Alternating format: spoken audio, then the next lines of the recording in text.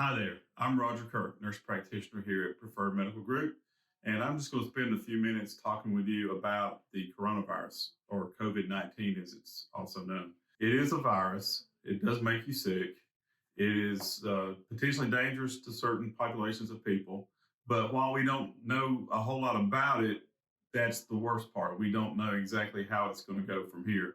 It could mutate and become something worse. So we're trying to prevent and isolate those that we have suspected. The at risk categories, as you probably know by now, are anybody 65 and up, or anyone with a chronic illness such as COPD, asthma, sickle cell disease, heart disease, diabetes, and the list goes on. If you're in any of those categories, you are definitely in a high risk category.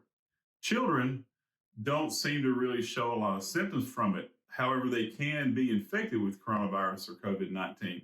They just don't seem to be as sick as the adults do. Why is that? There's a lot of theories out there, and none of them are really proven. We just know that we haven't seen a lot of children come down with the actual illness, which is good. So, what do you need to do to take care of yourself and take care of your family? Well, first of all, number one thing is what they call social isolation or social restriction. And that means just try to avoid contact with other people as much as you can. And it's a good idea to limit your exposure to people in groups of more than basically just your household and people you work with.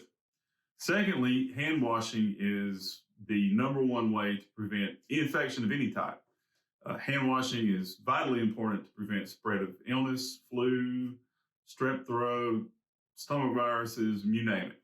So if we can wash our hands really well and know not to touch our faces, which is hard to do, then that's a big step in helping prevent the spread of this virus.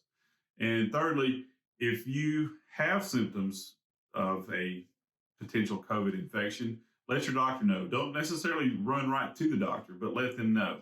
So, for example, if you are 65 and up and you have a chronic illness and you have a fever and a cough, and fever being a temperature greater than 100.4, you need to let your doctor know. They'll triage you over the phone. The nurse will talk to you and determine whether or not you need to come to the office. Once you're in the office, you'll be taken care of appropriately. You'll be given an isolation mask and then placed where you potentially would not spread germs to anybody else. Testing can be done, and testing is done to rule out the virus or confirm the virus. If your doctor thinks that maybe you've got it, but you don't really fit the at-risk categories, they may tell you to stay home and self-isolate for 14 days. That means don't go to work, don't go to Walmart, don't go to kids' ball game, stay home and try to limit your contact with the rest of your family.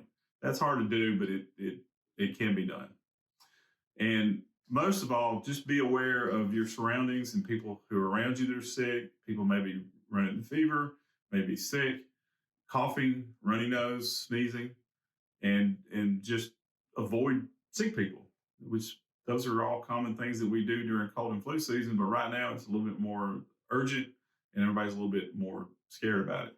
So don't panic. Try to function as normal.